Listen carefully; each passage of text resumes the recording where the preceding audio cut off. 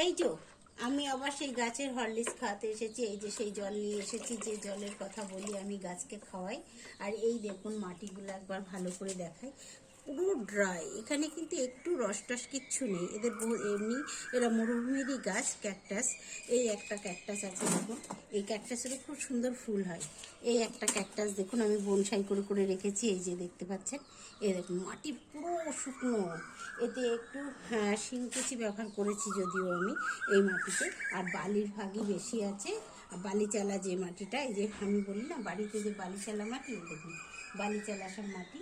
আর শিংকুচি কিছু রেখেছি, সব চারা এদের থেকেই চারা করেছি। আর এদের দেখুন অপূর্ব আবার একটা ফুল হয়, দেখুন দাঁড়া কাছ থেকে দেখাই আপনাদের। এই গাছের একরকম এই যে এরকম ফুল হয়েছে, এই গাছেরও অপূর্ব একটা সুন্দর ফুল হয়। এই যে দেখেছি আমি এই বুদ্ধ মূর্তির মাথায় করে রেখেছি, অ্যাকচুয়ালিটি করতে চাইছি এর মাথায় যে বুদ্ধ মূর্তির যে পাকড়িটা হয় না, ঠিক এইটা যখন বড় হবে একদম আকার নেবে পুরো, সে যাতে কভার হয়ে যায়, দেখতে ভালো লাগবে সেইভাবেই করে রেখেছি। কিছু কিছু হয়েও উঠেছে, যাও আছে আমার। এই দেখুন করেছি ওই একই বুদ্ধ মূর্তির টপে। এই দেখুন এই যে বুদ্ধ মূর্তির টপগুলোতে আমি এইভাবে কিন্তু করার চেষ্টা করছি। আর এরই খাবার দেবো দেখুন।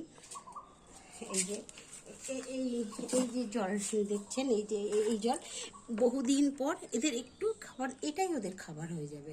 এই যে জলটা আমি এখন একটু ভরপুর খাইয়ে দেবো, যেহেতু বহুদিন খাওয়াইনি, পুরো শুকনো হয়ে আছে।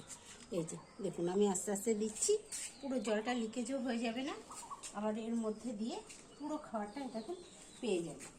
দিলে কিন্তু আবার শুকনো জায়গারই গাছ তো, রোজ দেওয়া লাগবে না, কিছুদিন রোদ্রে রেখে আবার যে জায়গায় জল না পাই সেরকম জায়গাতে কিন্তু আমি এদের রাখবো।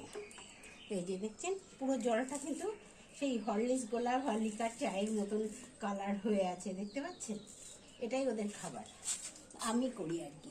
সার টার আমি কিছু ইউজ করি না, কেমিক্যাল। আমি এই যে এই জলটা খাওয়ালাম, আবার এরা কিন্তু এতেই বেড়ে যাবে, বড় হয়ে যাবে।